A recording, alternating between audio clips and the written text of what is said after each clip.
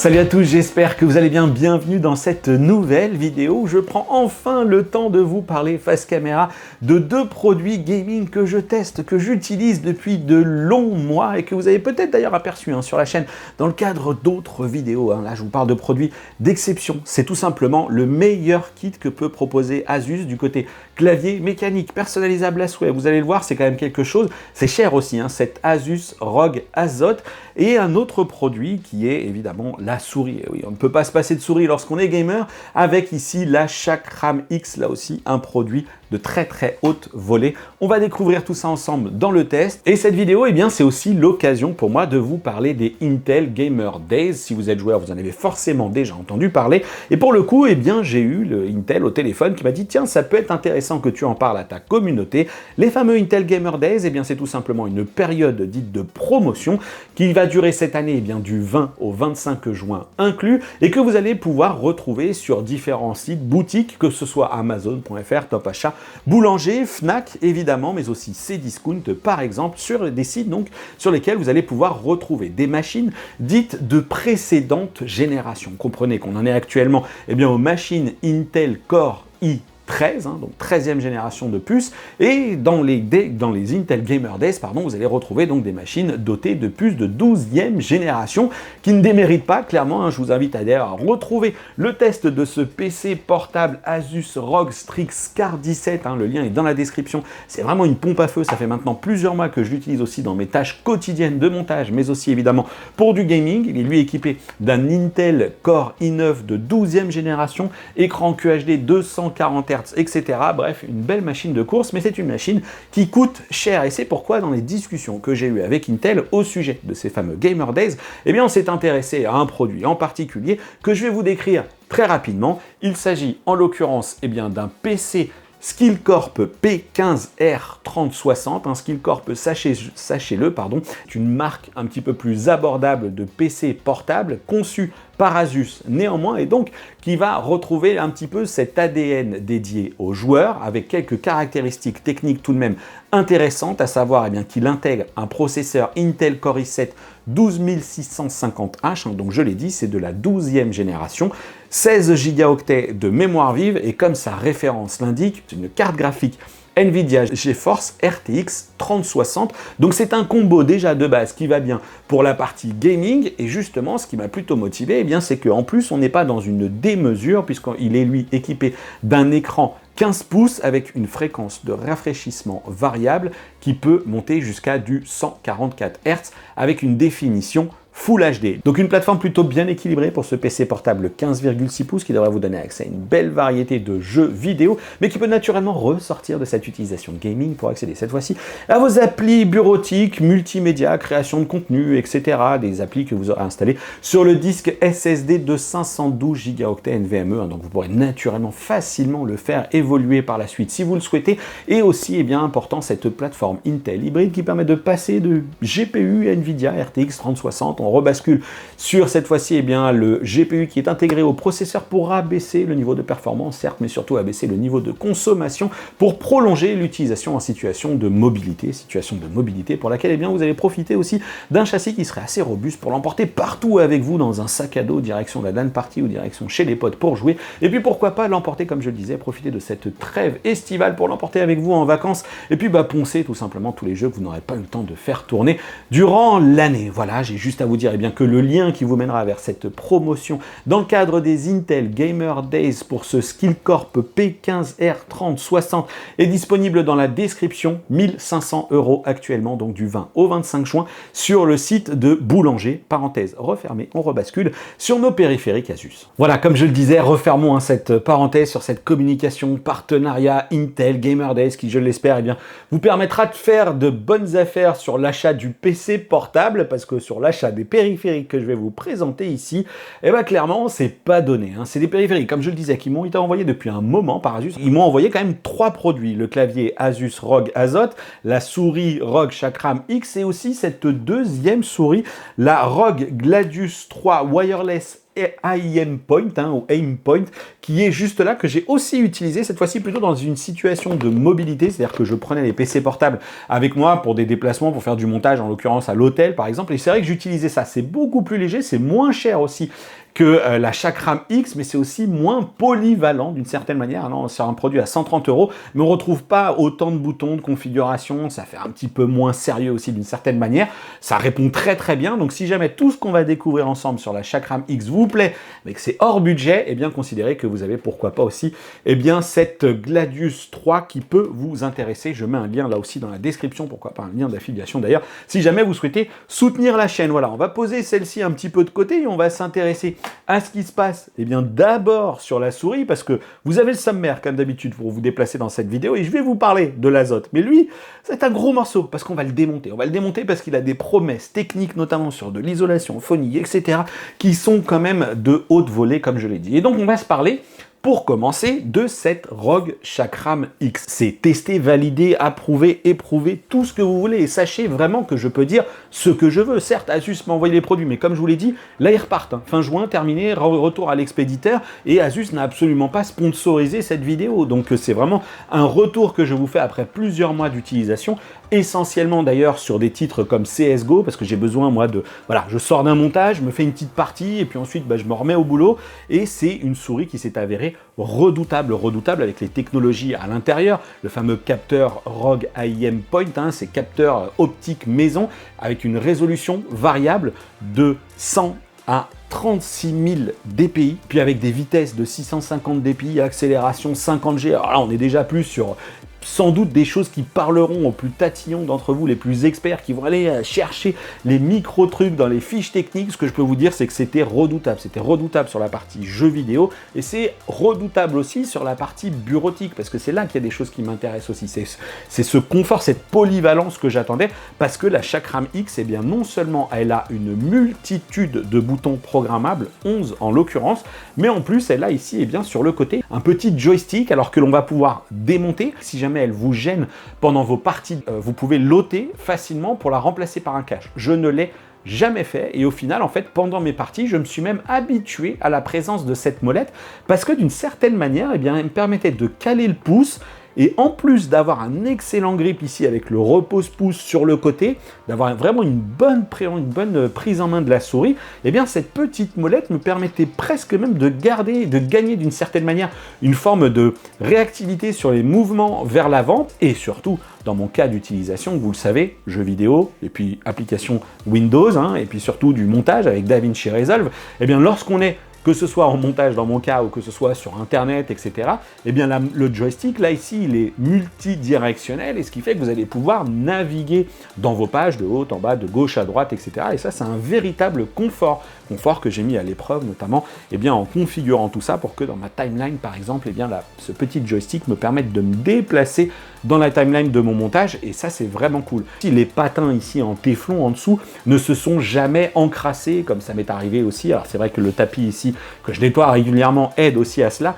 Le confort de glisse est redoutable, il n'y a rien à lui reprocher, et puis en plus, vraiment, on est sur une construction qui est vraiment qualitative. Il y a un point qui est extrêmement important, c'est là qu'on va s'intéresser un petit peu à ce qui se passe dans la boîte. La souris est livrée avec des petits accessoires, et c'est déjà là qu'on se dit ok, c'est 170 €, mais pour 170 €, on a de quoi un petit peu personnaliser la souris, et surtout, pourquoi pas intervenir lorsque on aura peut-être des pannes techniques, notamment du côté des switches, les fameux clics de souris. Vous en avez deux de rechange. Il y en a deux qui sont d'ores et déjà installés dans la souris, et vous en avez deux autres qui sont dans la boîte avec, naturellement, eh bien, ce qui va bien, la petite pince pour les démonter. Ça se fait très très facilement, il n'y a vraiment aucun souci là-dessus. Et puis dans la boîte, on a naturellement aussi le récepteur, un récepteur qui est un récepteur radio, mais la souris Asus ROG Chakram X, c'est 3 moyens de communication, puisque l'on a le récepteur radio pour du 2,4 GHz, on a du Bluetooth si on le souhaite, et puis aussi, surtout, pour la partie gaming, vous avez le choix soit avec ce récepteur radio, soit avec le câble USB qui est livré, un câble USB de bonne facture aussi, un petit câble tressé, que vraiment vous allez être très très confort là-dessus, il n'y a aucun doute. Justement, je vous parlais de l'USB, Il y a un petit truc qui est sympa aussi, c'est cette pince qui va vous permettre de raccorder le câble USB type A sur le PC et USB type C ici sur le dongle. Et donc du coup, vous allez avoir une forme d'extension. Alors le seul truc, c'est que du coup, vous allez avoir l'extension, le récepteur à brancher dessus. Mais si jamais vous avez besoin de recharger, sachez-le, eh bien il va vous falloir un autre câble USB-C pour refaire le plein de la batterie. Et justement, concernant l'autonomie, eh bien sachez que moi, j'en ai comme ça, je suis au moins sur 3 semaines, 1 mois d'autonomie pour la batterie, sachant que de toute façon, on va le voir, il y a le logiciel qui permet vraiment de surveiller cette autonomie. La saveur du clic, c'est vraiment ni trop bruyant, ni pas assez, vraiment très très bien, les switches sont très agréables. Une petite sacoche pour emmener avec vous, et bien tout simplement la souris, voilà, vous allez pouvoir l'arranger là-dedans, l'amener avec vous. Il y a un petit point peut-être qui peut tout simplement, qui est à savoir et qui peut vous perturber, ou en tout cas qui peut être un élément pour vous, c'est que il n'y a pas de solution ici pour rajouter du lest. J'ai eu d'autres souris gaming, notamment chez Logitech, vous pouvez rajouter tout simplement dans le corps de la souris quelques petits poids de quelques grammes, tout simplement pour optimiser encore un petit peu cette sensation, cette prise en main et tout simplement le confort de jeu. Pour en revenir au joystick, donc qui se situe sur le côté, comme je vous l'ai dit, je me suis vraiment bien habitué. Il est livré d'origine donc avec 2 joysticks et un cache. Le joystick qui est monté dessus est dit comme étant le plus gros, un petit peu le plus épais. Bon, franchement, là-dessus, c'est tellement minime, entre guillemets. Vous avez juste, allez, je dirais peut-être 1 mm ou 2 de différence sur l'épaisseur de ces 2 joysticks-là, ce qui, tout simplement, rajoute peut-être un petit peu plus de relief sur le côté. Franchement, voilà, peut-être une sensation un peu différente.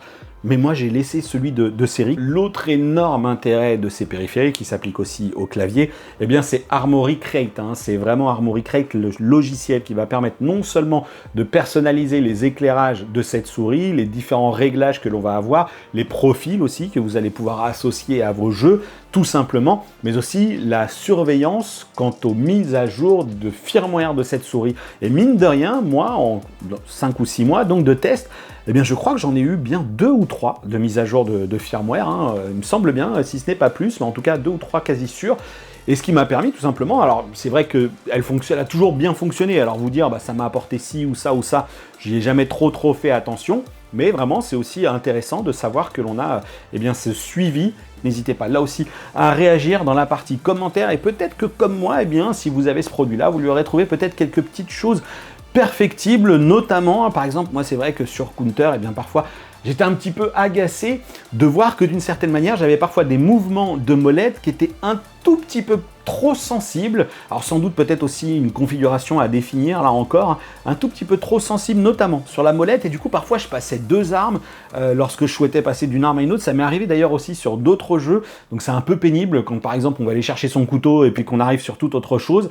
Ça, c'est agaçant. Et le petit truc aussi, c'est qu'il faudra vraiment doser sur la partie résolution. C'est mais ça, vous le savez si vous êtes joueur, c'est le bon dosage entre ce que l'on va mettre nativement dans la souris, ce que l'on va configurer aussi dans la sensibilité du jeu, parce que parfois, ne serait-ce que le simple fait de cliquer avec certaines armes, va nous faire bouger le viseur, par exemple quand on est au snipe. Donc c'est là que c'est intéressant de vraiment valider le changement des profils aussi à la volée, changement de la résolution. Donc voilà, quelque chose à avoir en tête aussi là-dessus. Et maintenant, on va basculer sur le bestiau, qui est effectivement cet Asus ROG Azoth, qui est un clavier dit format 75%. C'est vrai que les joueurs ont surtout peut-être ce format 65%, qui est le format vraiment compact, qu'on va pouvoir notamment glisser aussi facilement dans un sac à dos pour l'emmener avec soi. Pour 75%, en fait, ça offre tout simplement un petit peu plus d'espace, notamment avec les touches de fonction, avec les touches de flèche et les 4 touches ici sur le côté, un petit peu plus d'espace, un petit peu plus, tout simplement de souplesse. Mais quel clavier! Déjà, rien que dans le poids, quand je l'ai déballé, je me suis dit, ah ouais, là on est sur du lourd. On est sur un clavier qui fait 1,2 kg avec une conception en aluminium, en tout cas pour la partie ici en façade, parce que ce dessus là, ce fameux plate qui est là est vraiment robuste. Sachez juste que sur l'arrière, c'est du plastique. Donc à noter ça aussi, ce point-là, c'est qu'il est très qualitatif, mais c'est du plastique sur le dessous. Et c'est quand même un clavier qui coûte la bagatelle de 300 €. Alors qu'est-ce qu'on a pour 300 €? Un produit haut de gamme, je l'ai dit, avec ici, eh bien, deux patins là qui peuvent selon deux hauteurs. On a une première hauteur là, et puis ensuite on a eh bien, la deuxième béquille qui se déploie avec une deuxième hauteur. Mais le clavier, il est déjà tellement haut, entre guillemets, hein, regardez un petit peu son épaisseur, est déjà tellement haut que comme on n'a pas de repose-poignet, eh bien moi je l'ai toujours utilisé dans sa version, dans sa position la plus basse, parce que sinon après j'avais vraiment trop les poignets courbés vers l'arrière, et ça on sait bien que c'est pas génialissime pour le canal carpien notamment. Du côté des petites choses un peu classiques, naturellement j'ai dit c'est livré avec un dongle, donc vous allez pouvoir le ranger juste là, hein, pour ne pas le perdre. Puis lui aussi est livré avec un très très grand câble USB. Le summum de ce clavier, ce qui plaît beaucoup, il y a l'écran OLED, mais je vais y revenir, c'est évidemment la personnalisation. C'est un clavier mécanique customisable, hein, comme ils disent. Et donc, de toute façon, déjà d'entrée de jeu, sachez-le que Asus met en avant les principales caractéristiques techniques importantes, celles sur lesquelles vous aurez besoin de vous attarder, à savoir que déjà, on est sur des switches Asus ROG NX Red.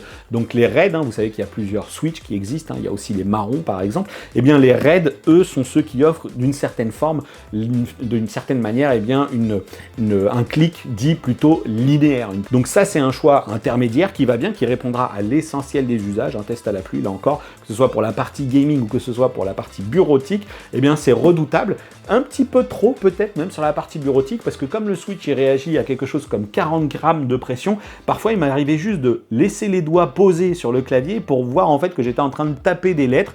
Voilà, donc tout simplement, faut le savoir aussi, mais c'est pas exclu.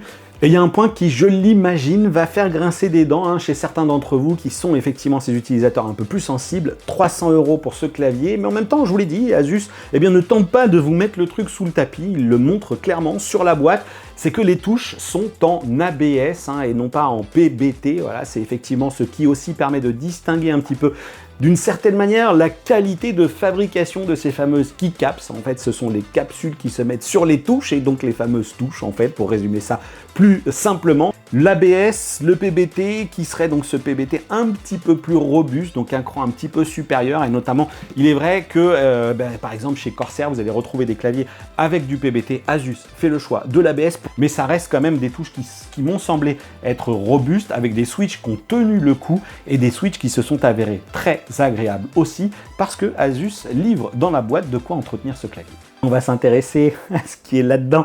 C'est pas très lourd, hein, mais vous allez voir, c'est très important ce qui est là-dedans. On va le sortir. Cette petite, ce petit support là, qui est là et qui a en fait bon nombre d'accessoires qui peut-être va faire rêver certains d'entre vous. Alors voilà comment ça se présente. Regardez, vous avez identifié les choses là. Est-ce que vous identifiez bien tout? Le câble USB, pour le coup, c'est vrai que ce câble USB type A, type C, moi je ne l'ai pas utilisé là sur le clavier, puisque j'ai utilisé un câble, hein, celui d'une souris pour tout ça, parce que de toute façon je les ai utilisés pour jouer de temps en temps avec la souris pour voir si c'était plus ou moins réactif, et puis surtout pour recharger ses périphériques. Donc on a le câble USB, mais surtout, cette sensation de confort que l'on va pouvoir retrouver, elle va être à maintenir, à entretenir dans le temps par ces deux petits trucs-là. Et oui, on a un pinceau et un lubrifiant, voilà. On va pouvoir tremper le petit pinceau et puis lubrifier les touches. Alors elles sont pré-lubrifiées en série, en usine, j'ai envie de dire. C'est pour ça qu'on retrouve cette sensation de frappe, cette fluidité, il n'y a rien qui accroche, c'est confort, c'est sympa à utiliser comme tout. Et j'ai quand même vu que certains sont allés jusqu'à identifier la nature même du lubrifiant. Alors je ne sais pas si c'est Asus qui leur a communiqué ou non, parce que là il n'y a aucune information, mais il serait question ici d'un lubrifiant GPL 205G0 de Critox, et donc effectivement ce serait une référence en matière de lubrifiant. Comme quoi même les joueurs vont s'intéresser à ça. Voilà, regardez, vous en avez 3 de rechange ici, ces fameux switch rouges de chez Asus. Donc vraiment là on est sur un kit très complet pour entretenir son clavier. Et c'est le moment où on démonte ça pour regarder un petit peu à quel point la conception de cette Asus ROG Azoth est sérieuse. On va pouvoir démonter, donc comme je l'ai dit, hop, je me fais un peu de place et je vais chercher ici la petite pince qui va bien, que j'ai juste, hop, regardez, à glisser. Et alors franchement, ça va tout seul, hein. On va pas aller tirer, c'est possible, hein. On peut faire ça. Hop, ouais, ça va peut-être même tout aussi vite.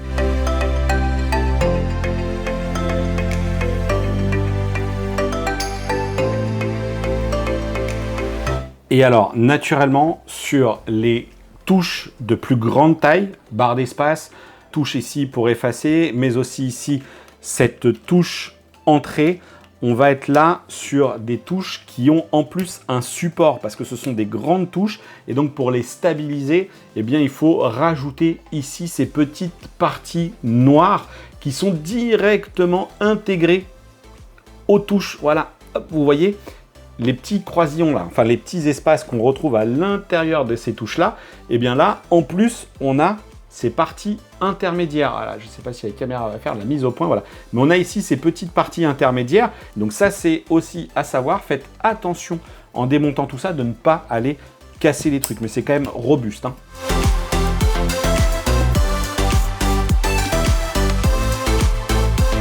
Je peux vous dire que c'est plutôt, là encore, très quali, robuste ici sur le dessus, avec ici cette mousse pour amortir la barre d'espace, que ce soit sur le confort, mais aussi sur le bruit. Conception alu, vraiment, rien à redire.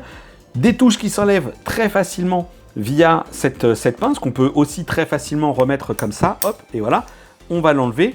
Ça marche bien, c'est rapide, et c'est là qu'on va ensuite pouvoir passer un petit peu au travail de lubrification. Ici, vous avez eh bien, le fameux switch opener, alors qui est compatible avec les switches donc NX pour cette partie-là, MX pour cette partie-là. Et donc, c'est là qu'il va falloir tout simplement eh bien, glisser le switch à l'intérieur, ce qui va permettre de l'ouvrir. Et donc là, on accède aux différentes parties. Et donc, c'est lui que vous allez devoir lubrifier. Et alors là, si vous souhaitez vous lancer dans une mission quasi interminable que de lubrifier un à un vos switches, eh bien vous pouvez, c'est même de toute façon vivement recommandé. D'ailleurs, hop, voilà, vous avez ici le petit plateau pour accueillir les switches lorsque vous êtes en train de vous occuper de la lubrification, mais ne jetez pas cette partie-là parce que comme vous le voyez, ça permet de mettre ici le support pour les touches en cours de lubrification ou en attente tout simplement, mais surtout ça permet voilà, de les mettre et qu'elles restent dans le vide.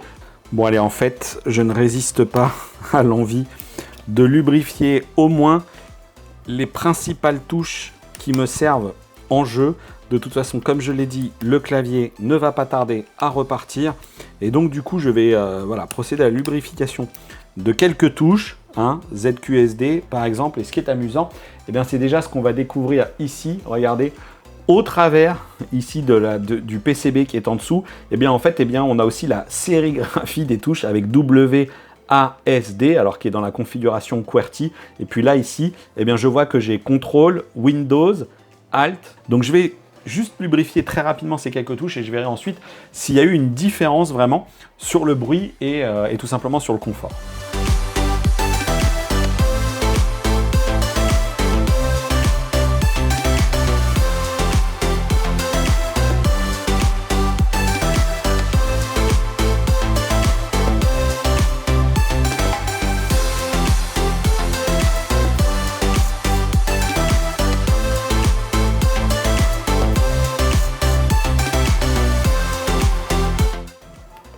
Alors on ne peut pas se tromper, hop, voilà, c'est remboîté.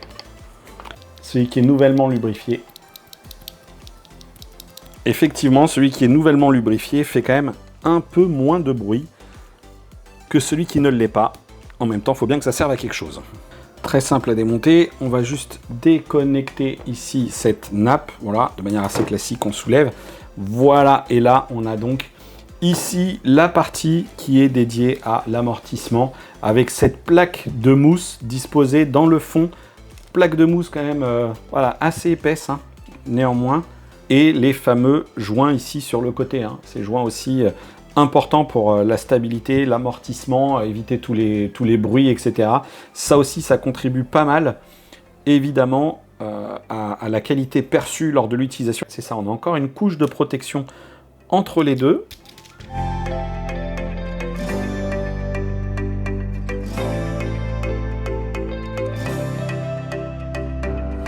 Et voilà, cette mousse intermédiaire qui cette fois-ci est plutôt du silicone en fait.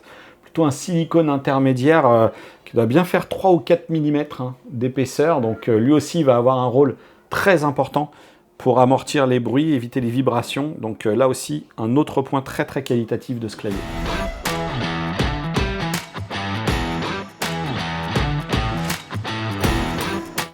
Hop, allez, viens là, petite nappe, on va te remettre en place ensuite. Et bien, vous voyez, là, ici, on a la partie qui intègre la batterie, notamment, que vous allez pouvoir remplacer en cas de pépin. Il y a ici le module de l'affichage OLED, la petite nappe, ensuite ici la partie électronique. Donc voilà, donc on se dit quand même que si jamais il y a en plus eh bien, des pièces détachées pour ce clavier, eh bien, on pourra quand même très facilement réparer tout ça soi-même. Et c'est franchement génial. Là, ici, le module pour la connectivité, notamment ici. Voilà, donc on voit bien que là, il y a la petite carte mère, le module pour l'OLED. Là-dessus, il doit y avoir la partie batterie. Donc c'est plutôt cool. Alors, mettre tout ça en place, je trouve ça vraiment facile. Hein. Franchement, c'est ultra simple. C'est long, mais c'est ultra simple à démonter. Voilà, c'est plutôt très très cool et c'est facile à remettre en place tout ça.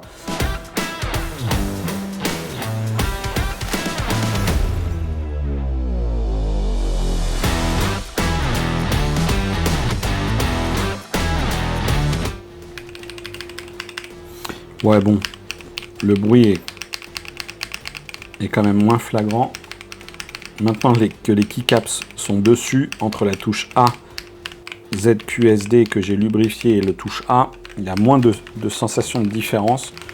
Donc je pense que pour l'instant, il se portait encore très très bien côté lubrification ce clavier. Et bien évidemment, il faut absolument que je vous parle d'un autre des points distinctifs et importants de ce clavier Asus ROG Azoth, à savoir son écran OLED de grande taille. D'ailleurs, hein, c'est effectivement ce qui avait interpellé masse de joueurs lors de l'annonce de ce clavier au moment du CES de Las Vegas en tout début d'année.